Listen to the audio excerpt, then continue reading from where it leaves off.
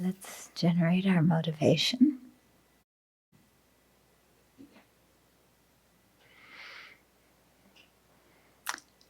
So when people work together and cooperate, they can do so much more than what they can do individually. And this goes in terms of both doing physical activities, but also in terms of cultivating the mind, taming the mind.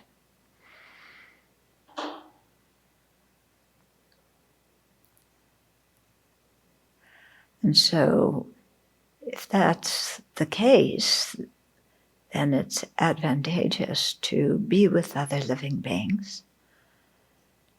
And in that case, we have to learn how to get along with them and how to come together and make decisions in a way that is amenable. In other words, we have to give up the mind that says, I want it to be this way, I want it to be that way, I want it at this time, I don't want it at that time.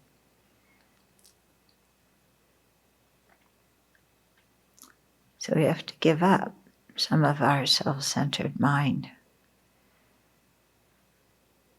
and some of the preferences that we get very attached to and very stuck on, often imbuing them with some extremely important meaning that they don't have.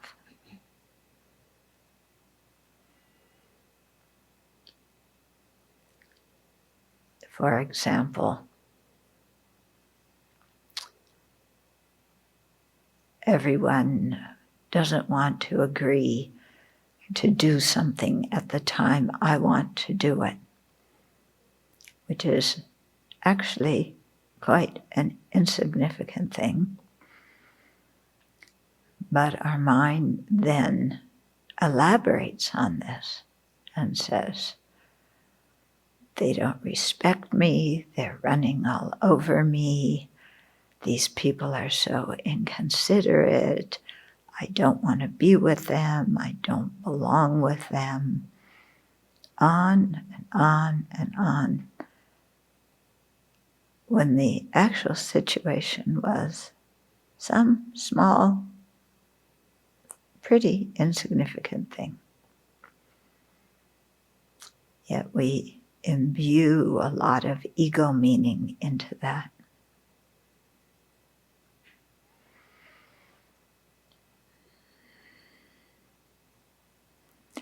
So if we want to cooperate and work together with others so that we can accomplish things that we can't do by ourselves, then we have to rein in that mind.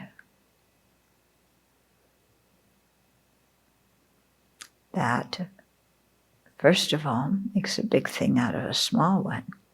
And second of all, imbues meaning into it that is not there.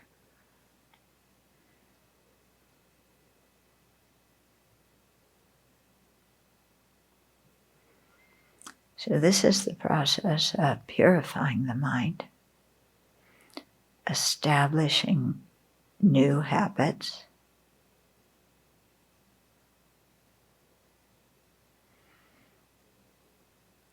admitting when we blow it, rejoicing when we're able to do something new.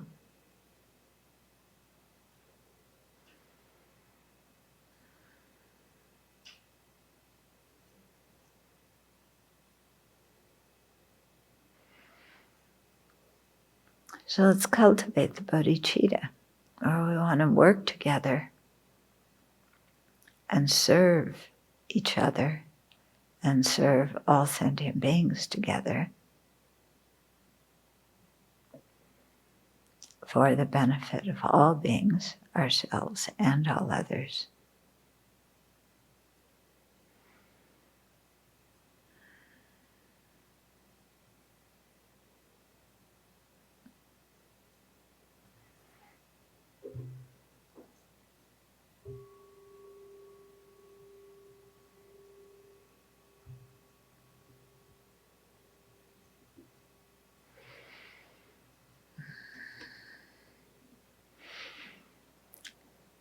So have you noticed that we can do one of the bodhicitta meditations and feel so good in our meditation session? And when we stand up, the next thing that happens, somebody says, put the porridge here, and that becomes a momentous occasion, imbued with all sorts of meaning. Who is telling me to put the porridge somewhere? Who thinks they can boss me around and tell me what to do? And why do they want me to put the porridge there? It would be much better here. Don't they see that? Are they dimwits? I try to explain why the porridge is better put here than there. And they look at me like I'm crazy. What's with these people? Yeah, total dimwits.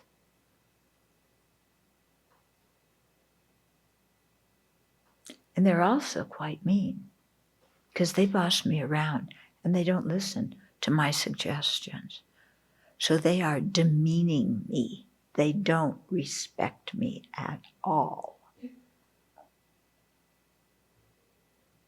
You know, where we put the porridge is such a small thing, but they can't give up their way of doing it and do it my way. And then they give me a dirty look when I insist on doing it my way, because it's clear that my way is the better way. Yeah. But you see, they just don't like me. They don't respect me. But that has gone on my whole entire life. Nobody has loved me and respected me. So I am used to it. I accept it because that's all these sentient beings do.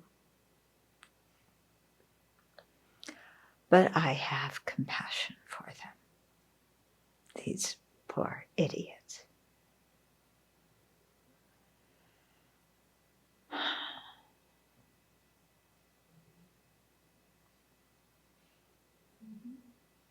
Yeah, what do you think? Yeah, do you ever have something similar going through your mind? Every time Venerable Monks thought I did the food list together.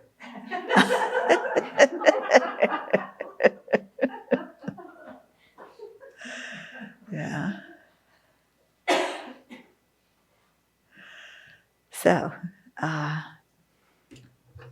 quite interesting. We have lofty aspirations, and yet the most tiny things are of incredible importance. And we dare not let anything go, because if you let a small thing go, they'll really take advantage of you. Yeah. So it's kind of like, what was the police policy in New York, where they would arrest people for breaking windows in an attempt to keep them from robbing things? You know, you arrest them for something small, and then that's supposed to make them scared enough so they don't do something big later. Stop and frisk? Is that what the stop and frisk did? Yeah. So that's what we want to do too. Yeah. Correct everybody's tiny mistake. Yeah. Because if it's not corrected, they'll just keep making bigger and bigger ones. Sentient beings. Okay. So now we're going to talk about constructive actions.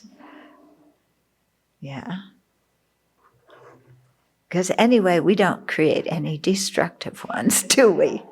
It's always those other people who are argumentative and uncooperative and stubborn and who use divisive words and make fun of me, ruin all my reputation, everything good I do.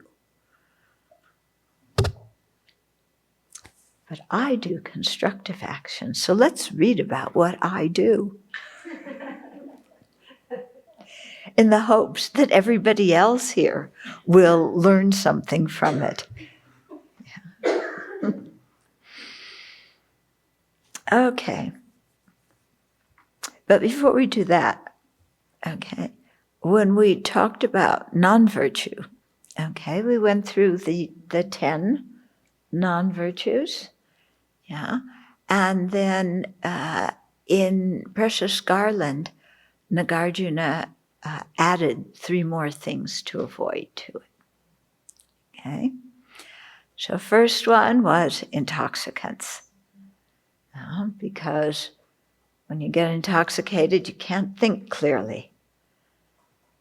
Okay, so that one's not too difficult to understand why you should abandon it.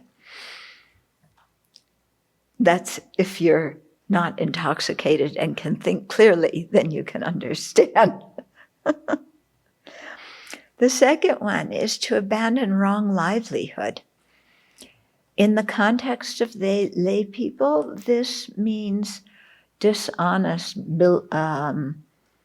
business practices, not paying the people that you owe money to, overcharging people, okay, breaking contracts, any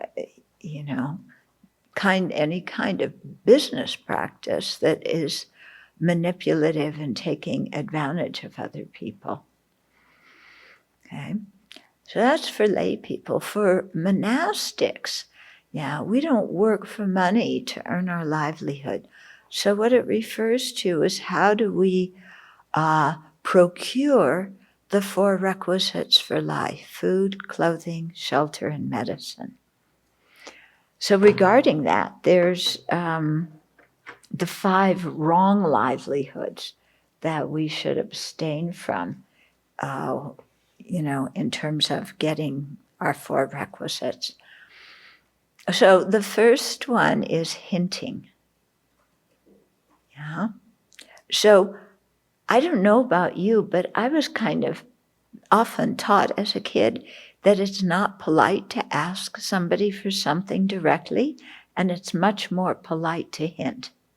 So you should hint, and then the other people can decide whether to get it for you or not. But in Buddhism, hinting is considered wrong livelihood. Okay? So hinting is like, last year I had this new winter jacket. It was really good. It kept me very, very warm. But the cat started sleeping on it, and it's all covered with cat fur now. And it smells like the cat. And winter is coming, and it's going to be cold soon. Hint, hint, hint, you know what I need. Okay? Yeah, so hinting. The second one is flattery. Yeah, you got me that really nice jacket last year. You're so kind. That jacket must have been very expensive, and I really appreciate how you sacrificed from what you could get yourself to get me that really nice jacket. Okay, you're such a kind, generous person. So if you really mean that, it's not flattery. But if it's a way to get them to think that you're such a wonderful person because you think they're wonderful, and you need another jacket, then that becomes flattery. Okay? The third wrong livelihood is putting somebody in a position where they can't say no. Okay? So you have a big thing, a big fundraiser for some, virtuous project.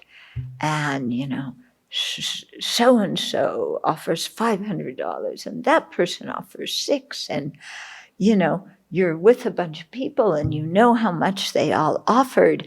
And there's somebody who hasn't pledged yet. And you say to that person, well, Joe over here is offering $500 and Susan's offering $600 and Harry's offering $700. How much are you going to offer?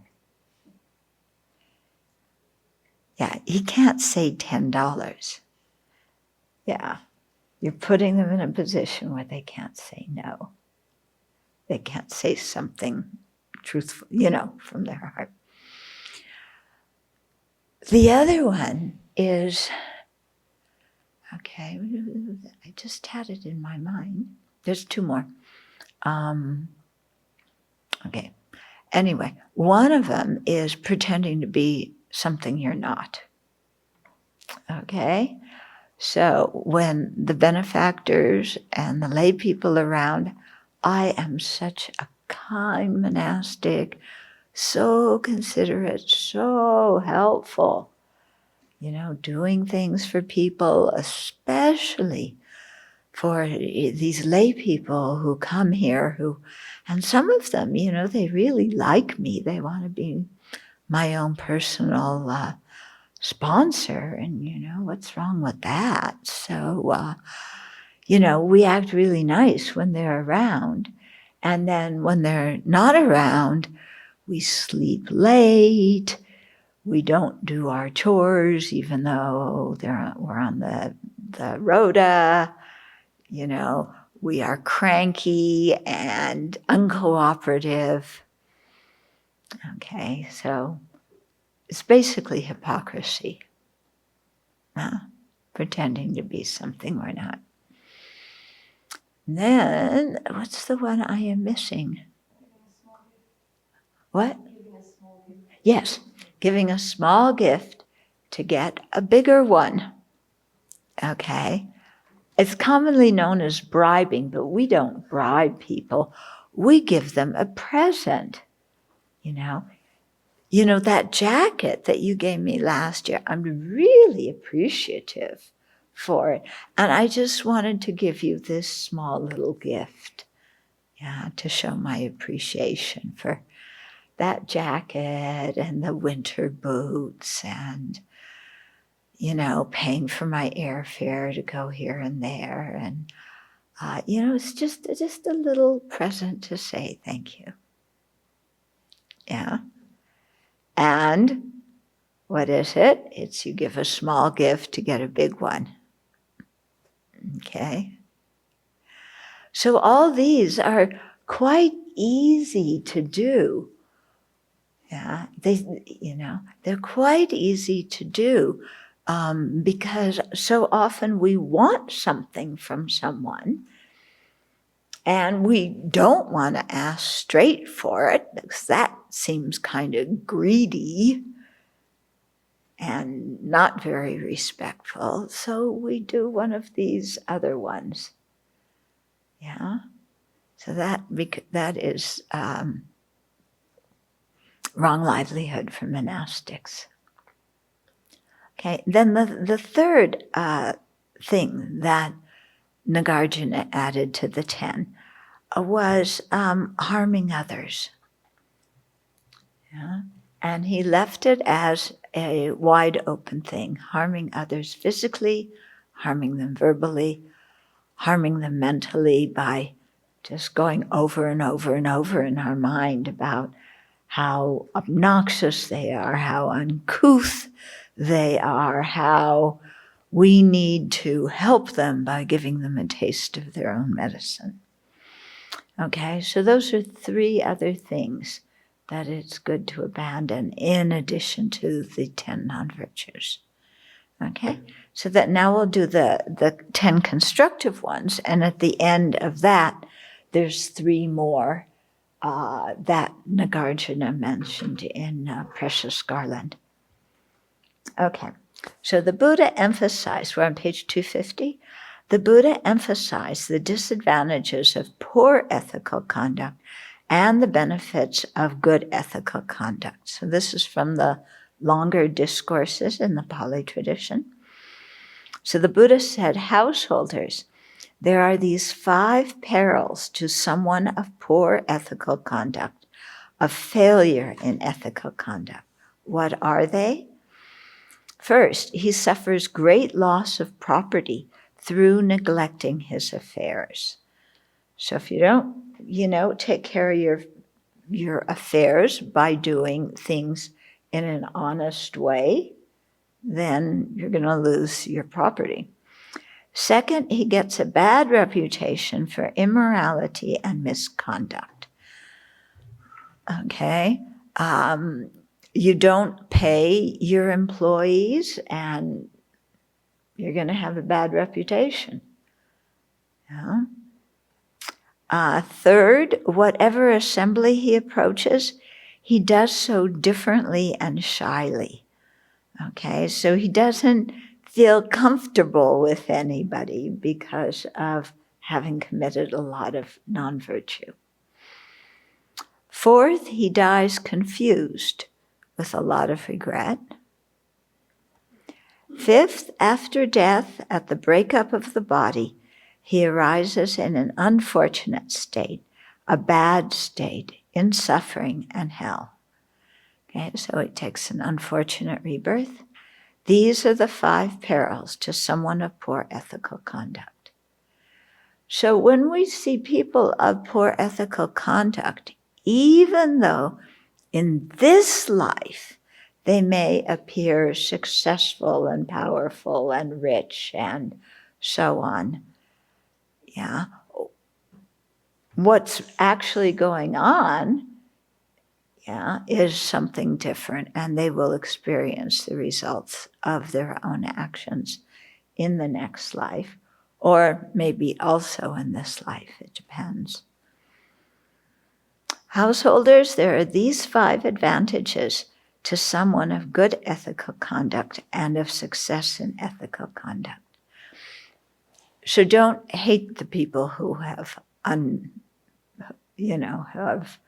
bad ethical conduct.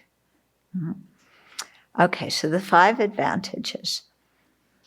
What are they? First, through careful attention to his affairs, he gains much wealth.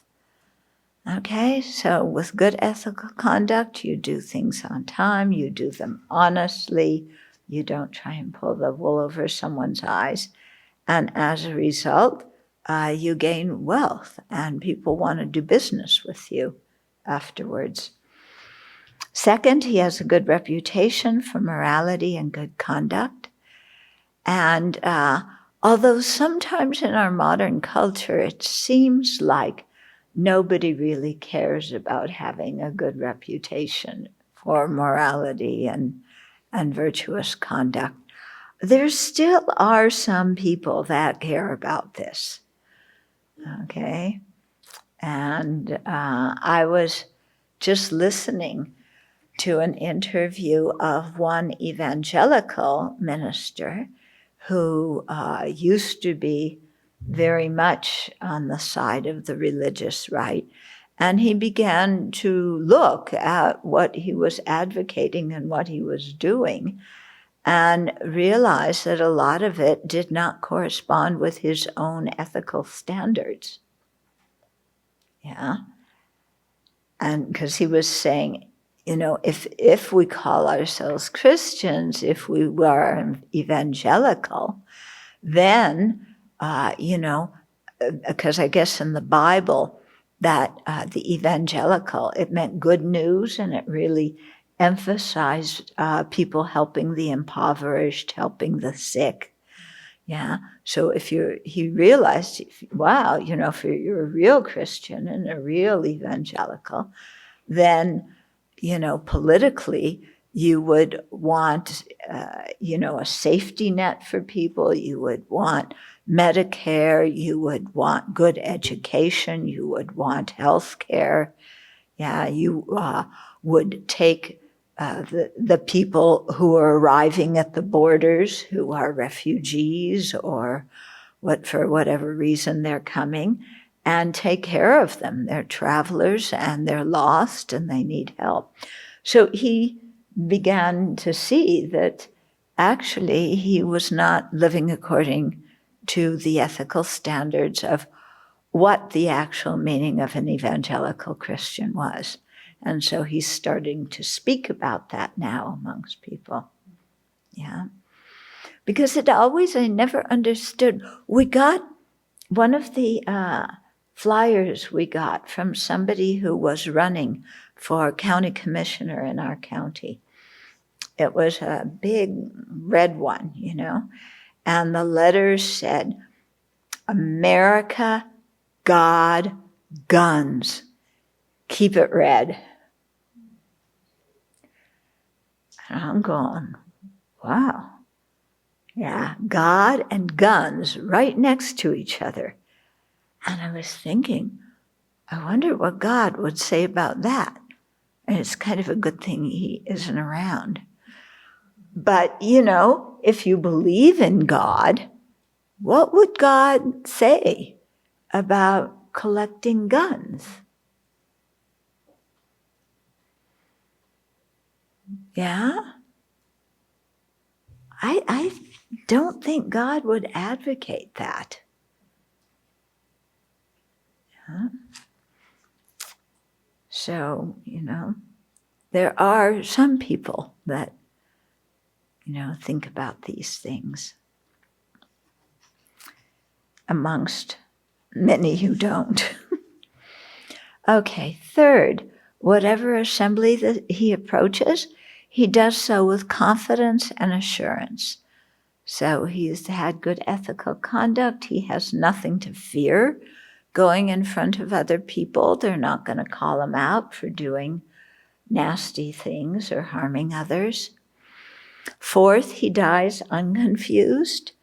So he has a reason to rejoice in his life because he knows he created more kindness in the world than there was before.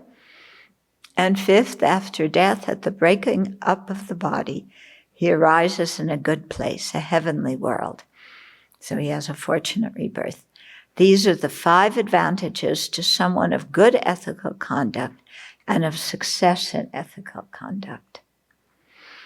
So we restrain ourselves from acting harmfully to benefit ourselves and others, not by thinking that the Buddha commanded us to do so, okay, but because we see that's the right thing to do.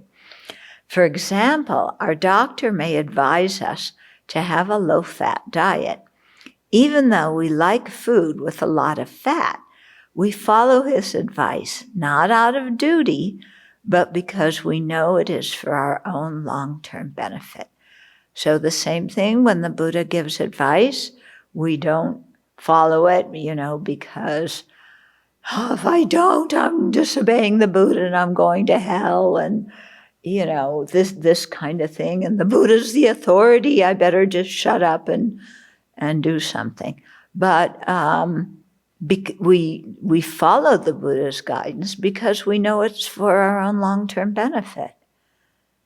Yeah. And the Buddha's not trying to make us do something that will harm us. In the same way, when the doctor tells us to have a low-fat diet, he's not trying to make us suffer. Yeah? It's to help our health. Abandoning destructive actions because we know their harm is like a clever animal who sees some food but does not eat it because he senses it may be a trap that will bring him suffering. Okay, so like that. When a mosquito lands on your arm, Instead of swatting it, shoo it away. This action of refraining from killing is constructive karma and is the cause for attaining a precious human life. I must admit, however, that sometimes mosquitoes really irritate me, and I'm tempted to slap them. Nevertheless, I restrain myself, and later am happy that I did. Then I ask my attendant to please put better screens on the windows. Okay? So just the action of refraining from killing, that itself is a virtuous action. So the 10 paths of constructive actions are consciously restraining ourselves from engaging in the 10 destructive ones. So you're in a situation where you could do one or more of the 10 destructive ones, and you look at the situation and you decide, no, I'm not going to do that. Okay? So when faced with a situation in which we could lie, we remember its disadvantages and decide not to do it. Abstaining from a non-virtuous action itself is a virtuous karma.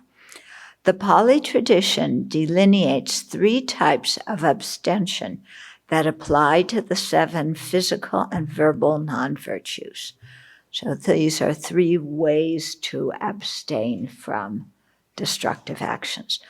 The first is called natural abstention, and this is restraining ourselves from non-virtuous actions because we have learned as children to avoid them. So our parents taught us not to lie, and knowing that not lying is not good, we develop the habit of speaking truthfully. While virtuous, this restraint is not necessarily stable. Okay? If we face strong peer pressure or lose mindfulness, we may act destructively. Okay, so it's a natural abstention because that's what we learned as a kid. And so we kind of do it automatically without really thinking so much about that.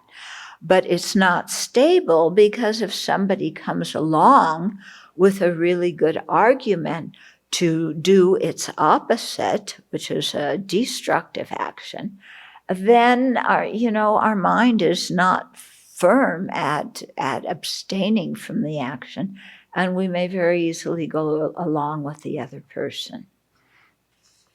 Okay, the second kind of abstention is abstention by adopting precepts. Okay, and that occurs by consciously and deliberately taking precepts to abstain from harmful actions. These precepts include the 5 lay precepts, monastic precepts, and the 8 one-day precepts. Alternatively, we may make a strong determination to restrain from the 7 physical and verbal non-virtues. Taking precepts reinforces natural abstention because when we are tempted to act harmfully, remembering the precepts and our preceptor strengthens our resolve to act virtuously. Okay, so if we've taken precepts in the presence of a preceptor and by visualizing the Buddha, when a situation comes up where we could easily break them, and when we're tempted to because there's some pleasure on the other side if we do so, then we're able to abstain because we respect the Buddha, we respect our preceptor, we respect ourselves, okay, that mental factor of integrity, yeah. We don't want to break our precepts, not just because it's a bad thing to do, but because we understand that by going against our ethical conduct, yeah, we're putting the seeds of non-virtue in our own mind stream, and that will ripen in a suffering experience. And we think, I already have enough seeds of non-virtue and enough future suffering experiences awaiting me. I don't want to create any more. And so we abstain from the action. Okay,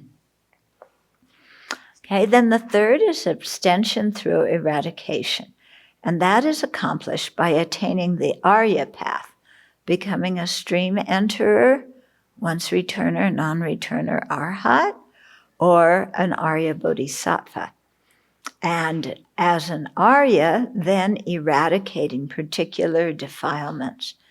As we eliminate levels of defilement from our mind, they no longer cause us to transgress precepts.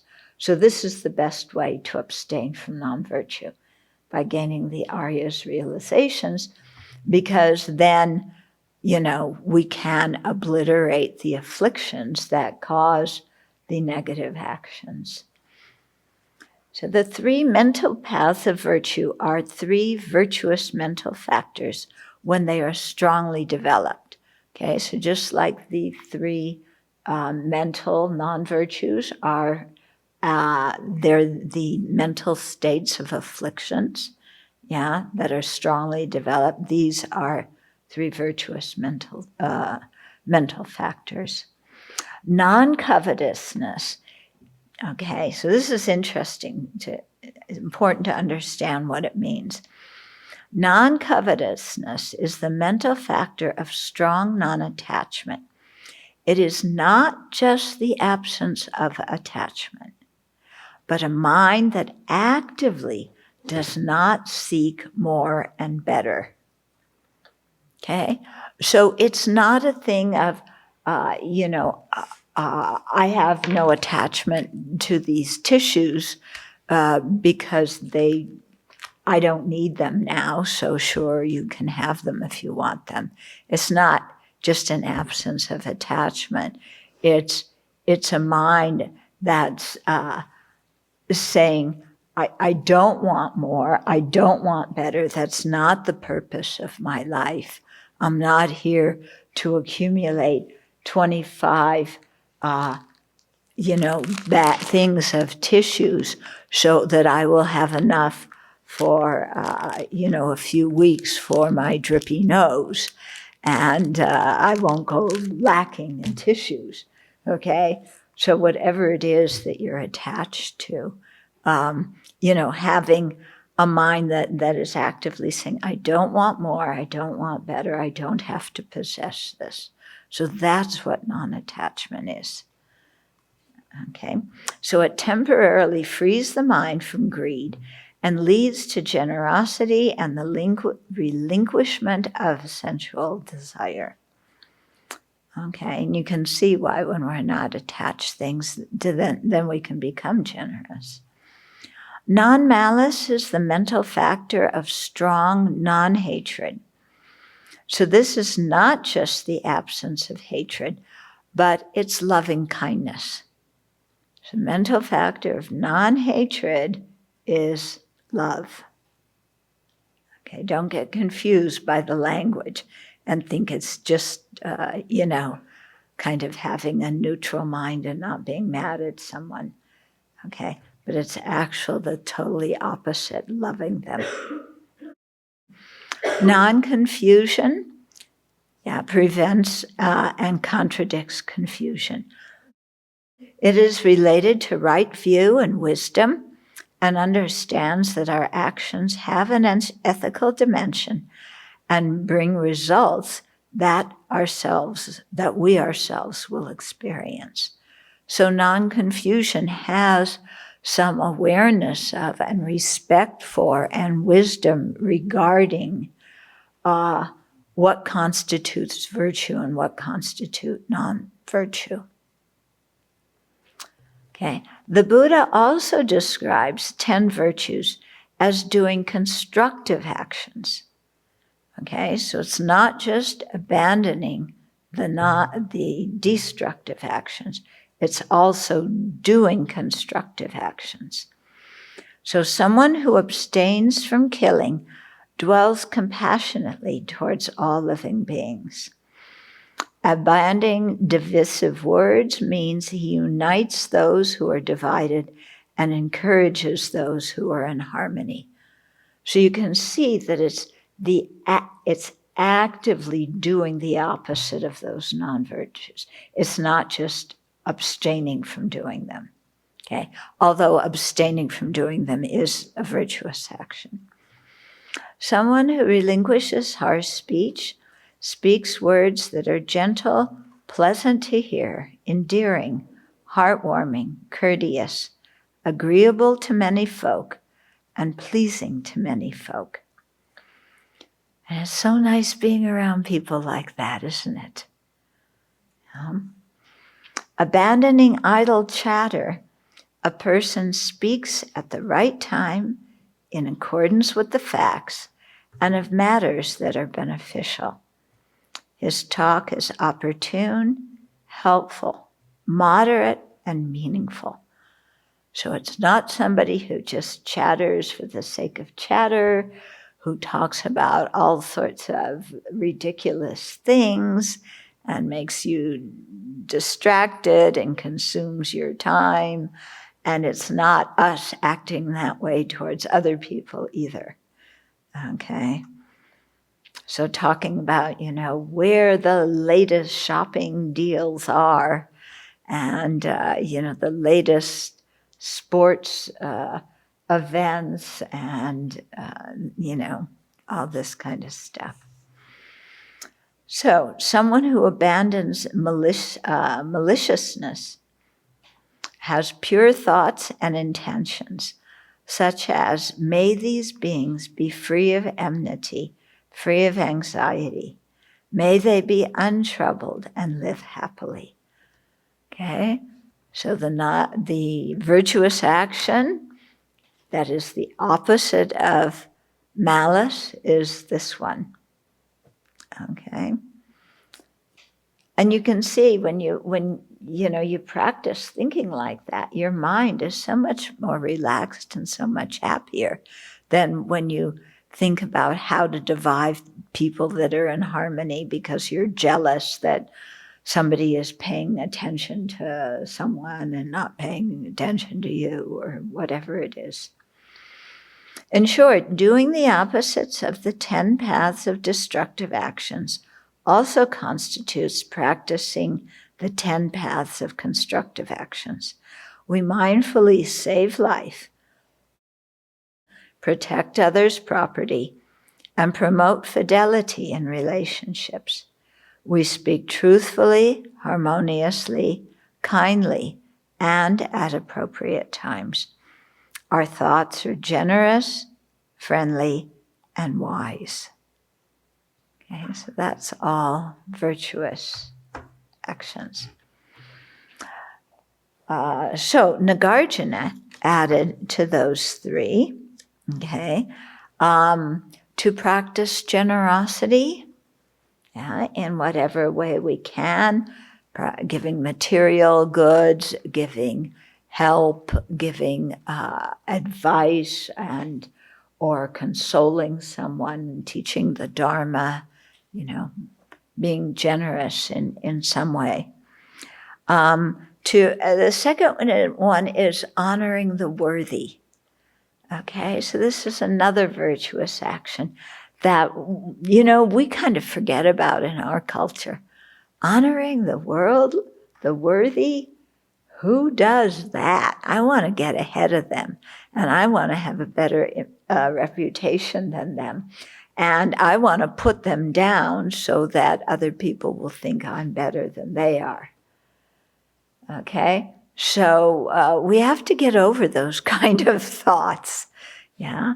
Honoring the worthy means, people who have good qualities, to respect them for the good qualities that they have.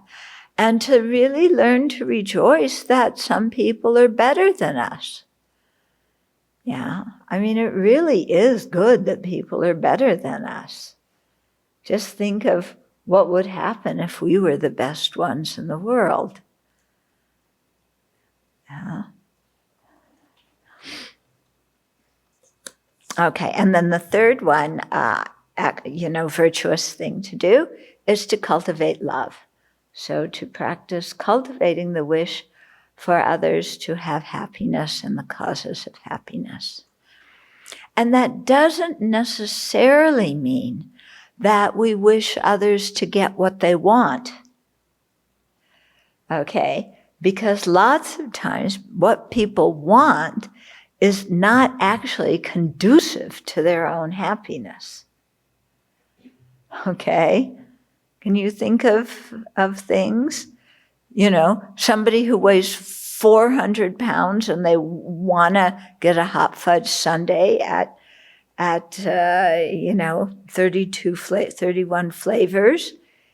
So is cultivating love and wanting to give them the happiness of a hot fudge sundae, is that love?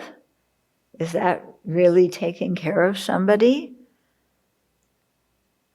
Yeah. So it doesn't mean that we always do what somebody wants. But it means that in our heart, we care about people in the long term, and we want them to have happiness in the long term. Okay, then the Pali tradition further lists 10 bases of meritorious deeds to practice.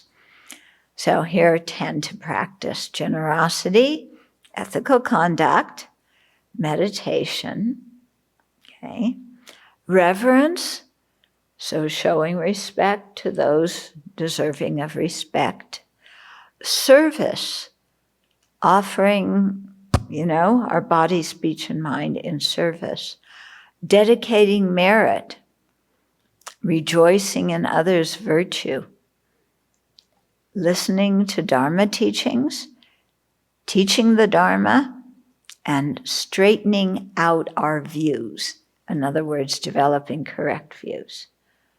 Okay, so those are 10 further actions that are listed in the Pali Canon.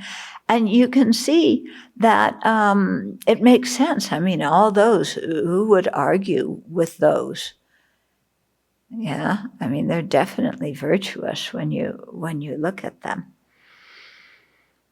Contemplating the harmful and wholesome actions enables us to develop wisdom that knows what to abandon and what to practice. This wisdom enables us to make wise decisions in our lives and eliminates the confusion of not knowing what is best to do. In doing so, it prevents problems and remorse. Okay, so really spending some meditation time contemplating the 10 non-virtues, what the 4 parts are that need to be complete in order to make a whole one, what kind of results they bring. We're coming to that in the next chapter. Really contemplating what are non-virtues, what are virtues, making examples from what we see other people do, and learning from that, what we definitely don't want to do, and the kinds of actions that, we look at and we go, wow, I would really like to be the kind of person who acts like that. Yeah. And I think that's one of the values of having role models in society is, we can look at their behavior and it makes us think, I'm not like that now, but I want to be like that. Okay, so last night at the Democratic Convention, they did a salute or something to John Lewis, and told about his life and showed many pictures of what he was doing and talked about his character. And I don't know about you, but he's an incredible role model for me. I would like to be able to be like him. Yeah. Violence, physical harm scares me. He was willing to suffer that for something, bigger than himself. So I would like to be able to do that someday.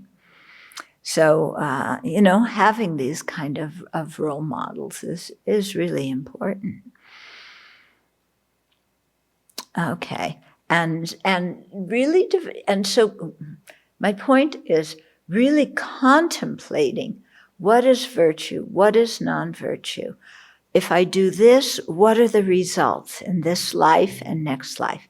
If I do that, what are the results in this life and next life?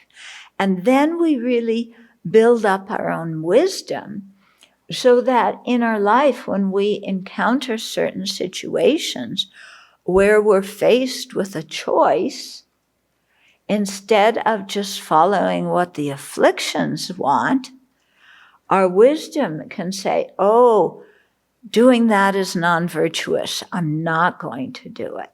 Yeah? Doing this is virtuous. I'm going to make this decision and go in this direction. Okay? So it helps us tremendously in avoiding getting ourselves into a bunch of problems. Okay? And it helps us not do things that we later regret. It helps us not do things that bring us a bad reputation, you know, and so all these disadvantages of, you know, being shy about going into groups because we're, you know, we don't feel good about how we acted, because we just had no idea of virtue or non-virtue, or we had an idea but it wasn't very strong, and so we just followed the afflictions. So really spending some time, you know, in your meditation on these is really good. It helps a lot, helps us a lot to keep our precepts. Mm-hmm. Soon after the Buddha's son Rahula became a monk, the Buddha explained to him that there are 3 phases to any action: the time before doing the action, the time of doing the action, and the time after completing it. And he counseled Rahula to act only after repeated reflection rather than impulsively. This thing of impulsive decisions, when you look around, and you see what people do based on making impulsive decisions, and you see the jams they get themselves into, and then when you look at your own life and think of what you did making an impulsive decision and what the results of that were, so spending some time really thinking of that is very good too. It makes us slow down and think about what we're doing. My generation, you know, was if it feels good, do it. And act spontaneously. In other words, something comes into your mind and you just do it. Because if you are monitoring what you're doing, then you are inhibited. You're inhibited because you have, you know, do's and don'ts and threats of punishment. And so in an attempt to throw all of that out, it was act spontaneously and do what comes in your mind, because that is being uninhibited. And this is how worldly people define uninhibited. From a Buddhist viewpoint, being under the control of our afflictions is being inhibited. But from a worldly viewpoint, acting out your afflictions when they pop in your mind is being spontaneous and, you know, and liberated and, you know, not inhibited. It's being uninhibited. So you can see the Dharma perspective, the worldly perspective are really different, you know. And sitting and thinking about, you know, making a decision. If I do this, you know, will it enable me to keep my ethical conduct better, versus if I make that decision, will that help me, you know, be more, have a better, more honest life? You know, contemplating those things from a worldly viewpoint, that's being puritanical. You're inhibited, you are afraid of punishment, you are puritanical, you're trying to be goody two-shoes. Right. So, so we can really see how Dharma thought is very different than worldly thought. Okay, so before beginning the action, the Buddha advised asking ourselves 2 questions that would enable us to decide wisely whether to do the action or not. So the first question has several parts. So, will this action that I wish to do bring harm to myself, to others, or to both?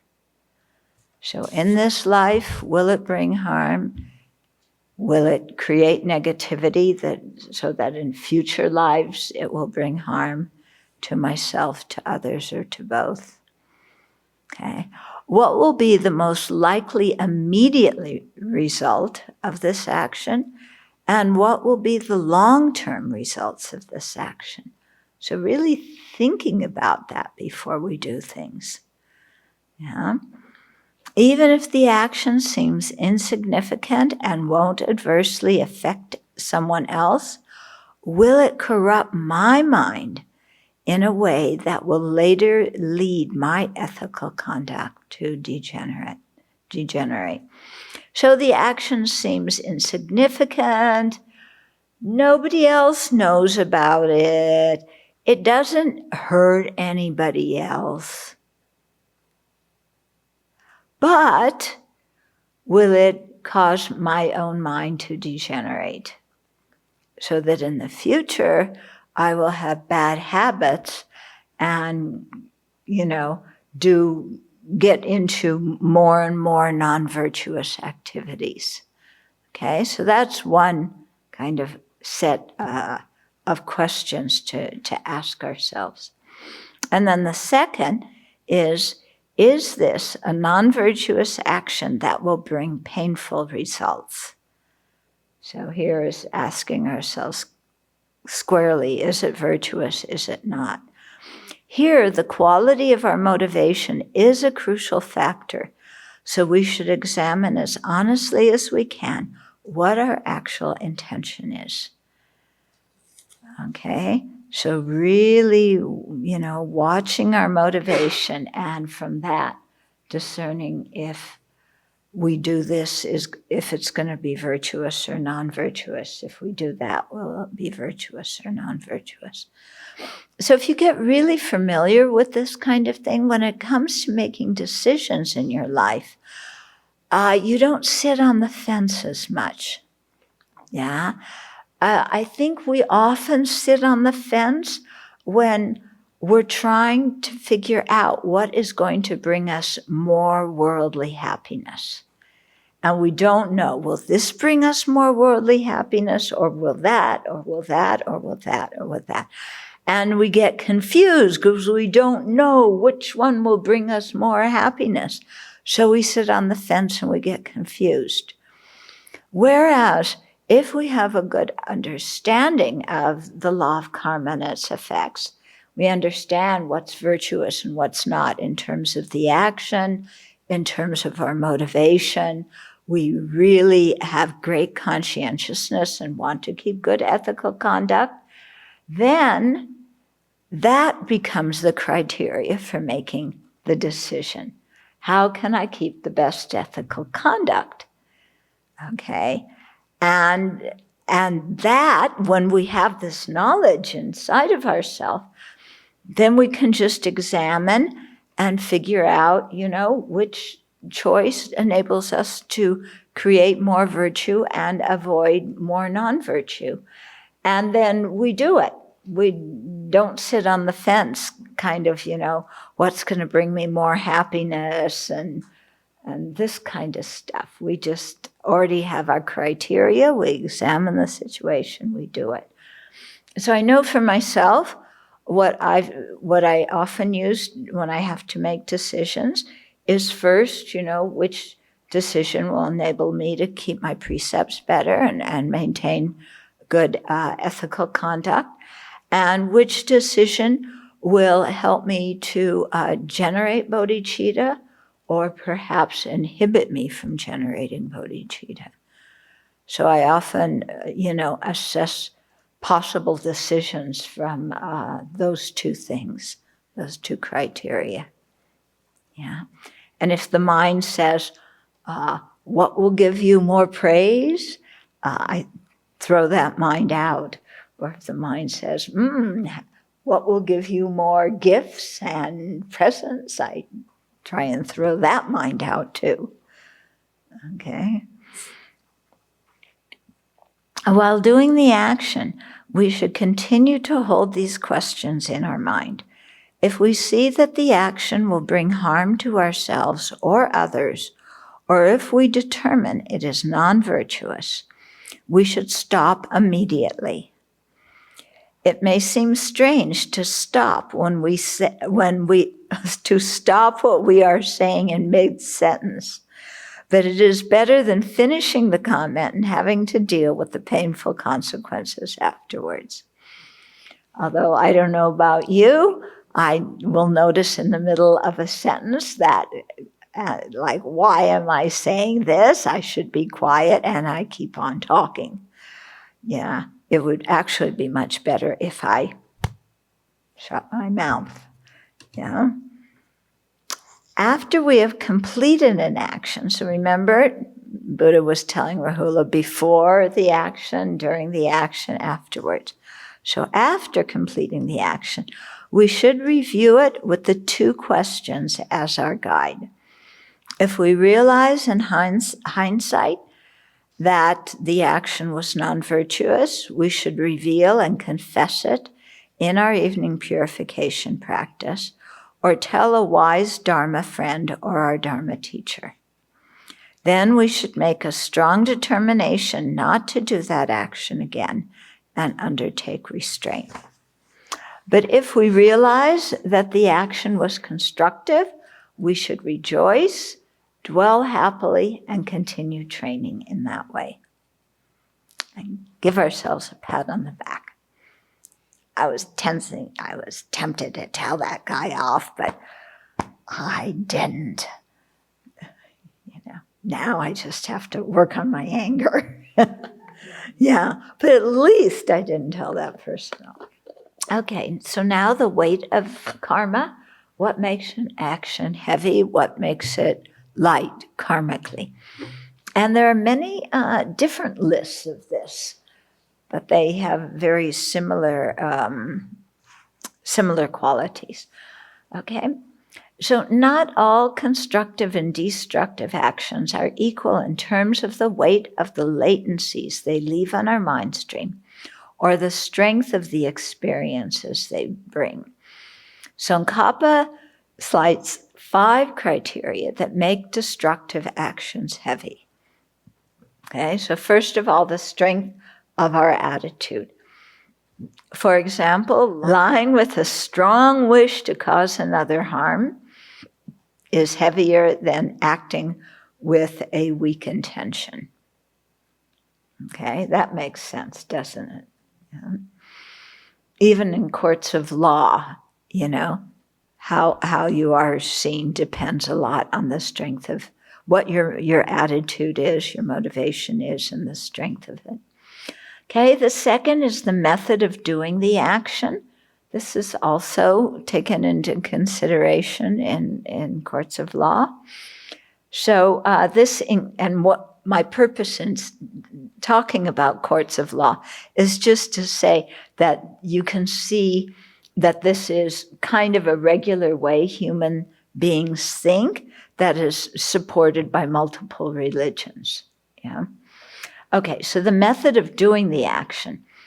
So this includes doing the action repeatedly, doing it ourselves, encouraging others to do it, delighting in it, planning it for a long time, and relishing having done it. So those are all qualities of, how the method of doing the action. And an example also is killing someone by first humiliating and torturing them. Yeah, so instead of just killing them outright, you torture them physically, you torture them mentally. Okay? Hey, then the third thing that makes the karma heavy is a lack of an antidote. So that makes destructive action heavier. Examples include when the person does little, if any, constructive actions at other times. Yeah. So if it's a person who just is very used to doing non-virtue, okay, so that constitutes a lack of an antidote. Yeah, someone who repeatedly engages in harmful actions is not interested in avoiding harmful actions, isn't interested in purifying them once they've been committed, and has little sense of their own moral integrity or consideration for others. Okay? So, this kind of person, there's no antidote or very weak antidote in their mind to any non-virtuous actions, because their minds, they do non-virtue regularly, they don't even notice it, they don't confess it, they don't feel bad about it afterwards, they don't purify. Okay, so like that. Then someone, or not someone, but the action of holding wrong views makes the action heavier than doing it with ordinary ignorance or confusion. Okay, so if you hold wrong views that specifically, are negating what exists or misunderstanding what is virtuous and what's non-virtuous, that's much heavier than just being ignorant about virtue and non-virtue. Okay, why? Because the wrong views gives you a philosophical backing and justification for destructive actions. So that makes the destructive actions much heavier, because you have your whole reason why I am entitled to do this.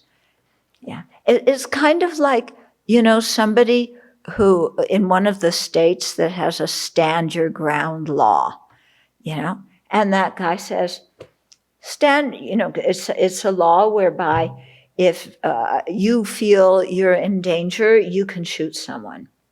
Okay, you don't have to retreat first. You don't have to warn them.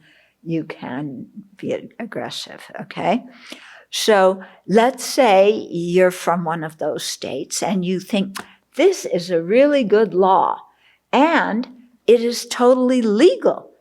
Here is somebody, some kid who is peeking in my garage, and I don't know why they're peeking in my garage and what kind of mischief they're up to, but it is legal in my state, and, I feel like my home is being threatened and my property is being threatened, so I can take out a shotgun and shoot that kid, and, there's nothing wrong legally and there's nothing wrong morally. Okay. And this is, we read about many of the stand your ground cases, and this is exactly what people are thinking. Yeah.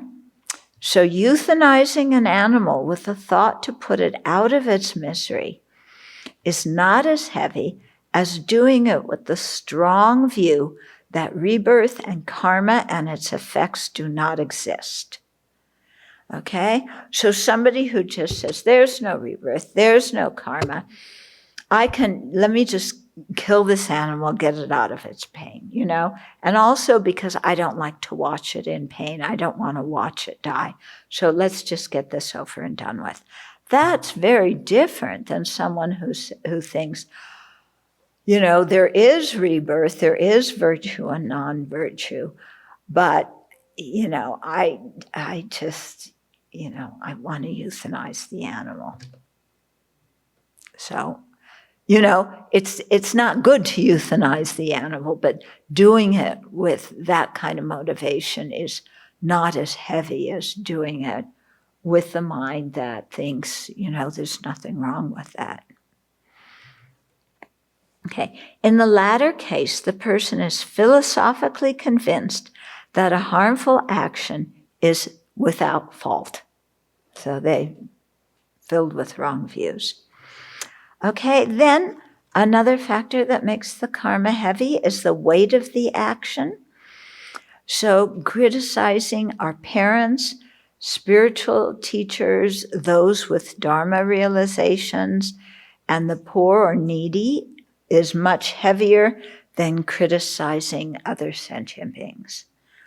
Okay, someone may, so this is the object of the action. So who are we doing the action against? Yeah, there are certain living beings who, for us, are stronger karmic fields.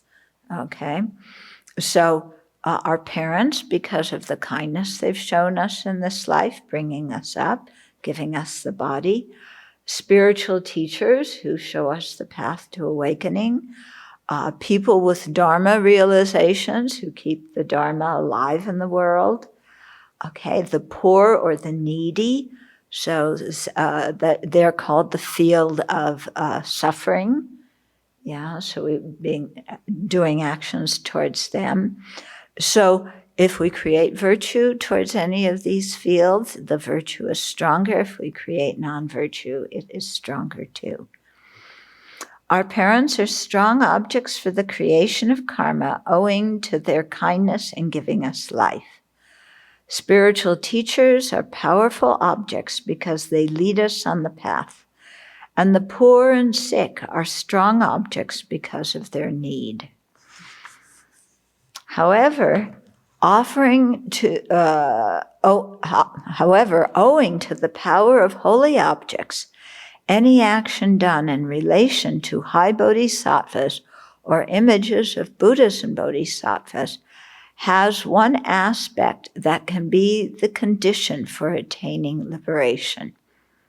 Okay, killing a human being, a large animal, a fetus, relatives, or holy objects, or holy beings, is heavier than killing others.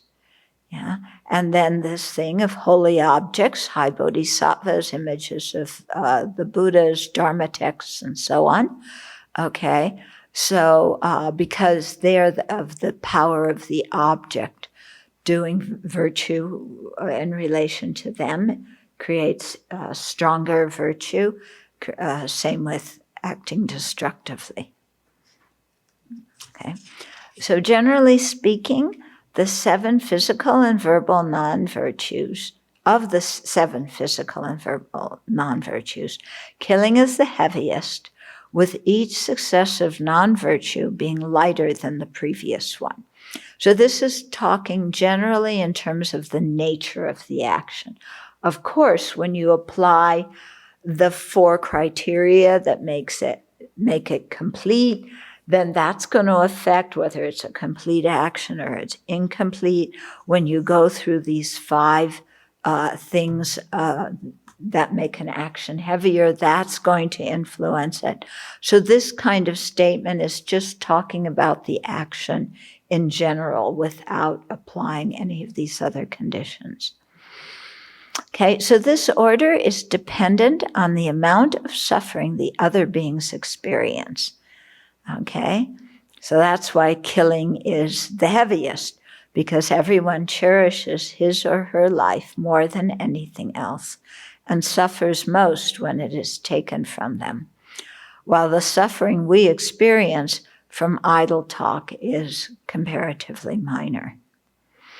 Of the 3 mental virtues, it's the opposite, okay? Wrong views, the last one, is the heaviest, then malice, and covetousness is the lightest one, okay?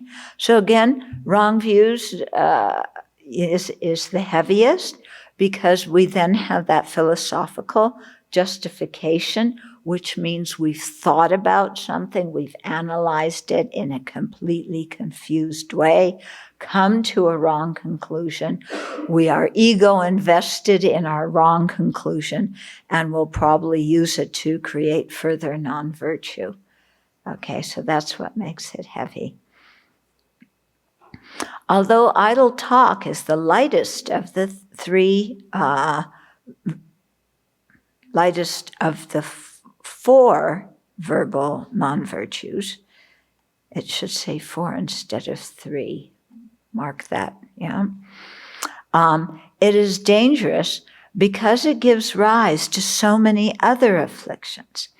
When someone relates a story of either romance or war, both the storyteller and the listener generate attachment or anger, which in turn could provoke them to act with harm verbally and physically. Okay? We were talking the other day about people who hear conspiracy theories, and talking about conspiracy theories would be considered idle talk. But then it's quite dangerous because people believe these things and then they go out and they act, under that belief. Okay. And so one example we were talking about was, you might have remembered, there was and still is this big conspiracy theory that Hillary Clinton runs a pedophilia organization in the basement of a pizza parlor in Washington, D.C., and it is part of a satanic cult that is trying to harm Trump, along with the deep state that is trying to harm him. Okay? And, so I was watching a documentary about InfoWars, Alex Jones's thing. And because he was a powerful proponent of this conspiracy theory and talked with so much emotion about these poor children that are being trafficked by Hillary Clinton, and on and on and on. And it showed in the documentary, one man was driving all the way up to Washington, D.C. with his assault rifle and walked into the pizza place, because he wanted to stop those people who were doing the pedophilia ring. Because he believed what Alex Jones was saying on InfoWars. Okay? So it's a perfect example of how idle talk can be really harmful. Yeah? And get people, just all revved up and ready to commit non-virtues. Okay, when someone I read that. For this reason, spiritual masters recommend that when with others, we should guard our speech, and when alone, we should guard our mind. Makes sense, doesn't it? When we're with others, watch what we say. When we're alone, watch what's going on in our mind. Okay, so let's pause here. There's questions or comments? Can you explain the sentence at the top of 255? However, owing to the power of holy objects, any action done in relationship to high bodhisattvas or images of Buddhas and bodhisattvas has one aspect that can be the condition for attaining liberation? Yeah. So this is something, we found the citation, it's in Lamrim Chenmo, but the idea is that with holy beings, they have made aspirations to help sentient beings. So whatever kind of karmic whatever kind of karma we create in relation to them, it establishes some kind of karmic connection so that we will be benefited from meeting them again in the future, or meeting the Dharma again in the future. Okay? So it kind of, the way I think of it is, you know how you can look at different things and they impact your mind just by seeing them, even though you don't spend a lot of time thinking about them? Or you could meet a person or see a certain picture of something, and it can really impact you strongly, even though you didn't spend a lot of time with it. And that has to do with, in this case, the power of the holy object, somebody who has realizations, or, a statue, a thangka, depicting in physical form the realizations of the holy beings. Then, we have whatever kind of contact we have with them, it leads some kind of seed on our mind stream that enables us to have some connection with the holy beings and with the Dharma in future lives. Yeah. And so they say that's a karma that will lead to liberation. And it's by the power of the holy object. Usually actions are virtuous and non-virtuous, and the weight has to do with us on our side, but this is something different. I think I remember hearing something like it's better to harm a Buddha or Bodhisattva than to have no contact at all, because then you make that connection and they can help you. Is some that people can say an like idea? that. That's sound. Yeah. Yeah, that isn't an excuse to harm a Buddha or a Bodhisattva. But, yeah.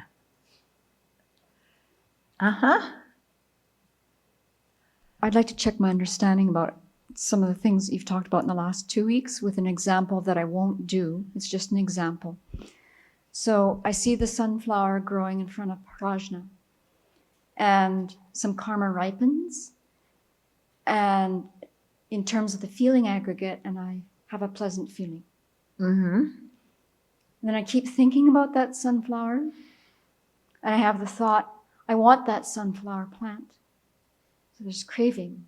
And then I have the thought, I'm going to dig it up and plant it in front of Ananda. So that affliction of craving then produces the karma, the mental intention of wanting to take that sunflower plant, to steal it. To steal it, yeah. Then, and this is where I'm not sure, that mental intention creates a neutral karmic seed at that point that is placed on my mental continuum. Yeah, the karmic seed is neutral, but Yes.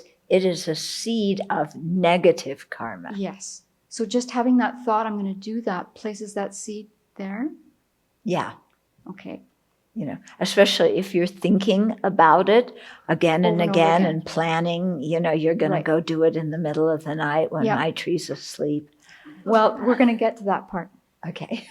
So then the 4 branches are, first the object. So what first? What's the negativity? Which of the 10 is it? It's stealing. It's stealing. Okay, because you're going to go. You have gone and dug it up and Well- moved it. Not yet. So, but the object is, Well, if you haven't dug it up, then it's the mental action of covetousness. right. But now for these 4 branches to be in place, Yeah. For which action? for stealing, Stealing. You need to do the action. right. So that first of all is I have to identify the object, which is Right. going to be that sunflower Right. in front of prajna. Uh-huh. We'll call it yours. Yeah. And then It's not mine. I know, but just for the sake of this, yes. Okay. And so then I have to correctly identify it, the attitude. So I position the shovel by that particular plant. And then the poisonous attitude in my mind is attachment. And then I decide I'm going to take that plant tonight at 9:30 p.m. in the dark. You can do it at 10 o'clock too. Okay. So then the action is I do dig up that plant. And I put it in the black toboggan. And I take it over to Ananda. And I replant it in the ground. And I'm rejoicing because now that plant's mine and not yours. Yes. And Upekkha gives you a dirty look. Yeah. So I've completed, the 4 branches are complete. Yes. And I've committed the act of stealing. Yes. And the karmic path of stealing has been created, Yes. which could take me to a future lower rebirth if I don't purify it. And the action of stealing places the neutral seed. Yeah, you don't say the neutral Oh, seed. okay. You just say it plants the seed Okay. of stealing. Okay. Yeah, you don't have to say neutral seed. Yeah. Or you say I'm walking on the carpet. You don't say I'm walking on the neutral carpet. Okay? I was just, when I mentioned that the seeds are neutral, it was because many people in what they were saying had called the seeds virtuous or non-virtuous. And that's not exactly correct. Okay, good. That was good that you actually went through something and made an example. Yeah. And Upeka is disappointed in you. Because if you took something, it should have been cat food. Yes. I have one question, and there's a few questions online. So when it says the lack of an antidote, about how someone who's lived ethically and is respectful and has knowledge of the Dhamma, then the action will be lighter. Uh-huh. That seems to be contradictory to something else that I thought I'd been taught around people who break their precepts. Like, actions are heavier for those who have precepts that break them than those who do the same action if they don't Yeah, have precepts. actually, when they talk about that, you get two different answers and they both make sense. So one is, people will say, if you have precepts, yeah, the negative if you do something non-virtuous, the karma is heavier because you have broken a precept and your motivation had to be stronger to overcome the resistance of the precept. So it's heavier. But they also say that if you have precepts, it's very likely that the karma will be lighter because you will purify. And because you've been creating a lot of virtue in your mind, that negativity doesn't affect your mind as much. Okay, so we're coming to it where it says if you put like a tablespoon of salt in a small cup, it makes a big difference. If you put it in a swimming pool, it doesn't. So if somebody is, in general acting virtuously and they do something non-virtuous, then in that way it's said to be, it'll be lighter.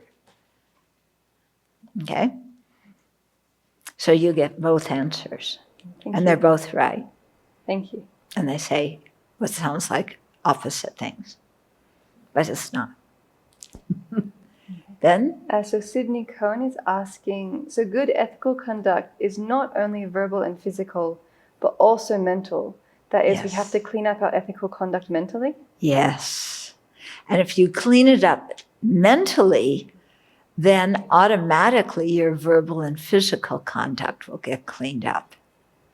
Because all the physical and verbal non-virtues come because of the mind moving and the mind going in a negative direction.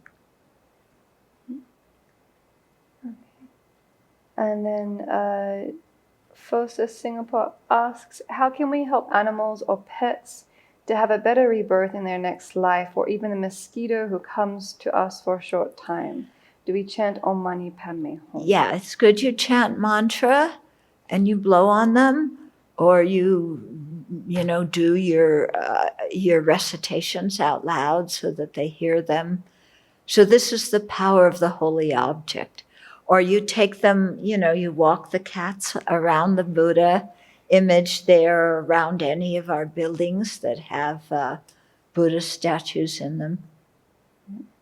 Yeah, you show them the altar. Another question from Fosa Singapore is, so they're commenting on Venerable Thubten's example, saying that this question relates to last week's teaching. And can Venerable please explain again about the three mental states that are only karmic paths that have arisen from afflictions and that they are not karma? That are originally? Can you explain how the three mental states are karmic paths that have arisen from afflictions but they're not karma? Can you explain that again? Okay, because karma is an action, and those mental states are the afflictions. Okay, so the definition of those three destructive ones is that they're a strong type of a particular affliction. So by definition, they're afflictions. If something is an affliction, it cannot be karma, because the two don't have anything which is both. Yeah. Okay. They're mutually exclusive. Yeah. To go back to giving a small gift for a big one. For monastics, I personally have given small gifts after I received maybe support. So yeah, and we do, and at the Abbey, we'll give people a gift from the Abbey. The key here is, what is your intention? Is it you just want to say thank you? Then that's fine, no problem. But when your mind is saying, I'll give them a small gift, then they'll give me a big one, that's the wrong livelihood. And then I like to share something what I learned in Taiwan about habits, building negative habits. That was quite something for me. I was sitting in the lectures every day and could not understand the Chinese, and the speakers have been right above me. So I wanted to make use of the time, so I was reading a Vinaya book in English during that time. But the speakers were so loud, so that it was so disturbing that I could not focus. And then I thought, okay, I put earplugs in my ear. But then I thought, that sounds somehow strange. And then I couldn't think for myself, and I asked via somebody, one of the guides, and she said, no, don't do that, because you will develop a habit. Don't do what? Do that. Don't do earplugs. You will develop a habit. And I never thought of that, kind of. It seemed to be such a small action, but it can lead to further similar actions. And we are listening to the Dharma, even so I can't understand that. And plucking my ears, it's not a good thing to do. Yeah. She was saying better to have the imprint, even though you don't understand, because in a future life. I had some reasons, good reasons maybe too, but still. Interesting, thank you. Okay, this will be the last one. So a follow-up question to the explanation you just gave about the mental non-virtues. Someone is asking, so does that mean that afflictions are the root of our intentions? Afflictions accompany intentions. Okay, they're both mental factors, and in any mental, when you have mental consciousness, it's going to have accompanying mental factors. It will have a mental factor of intention. And then within that consciousness, if you have an affliction, then that affliction is what will, influence the intention and will turn the whole mental state virtuous or non-virtuous. Okay?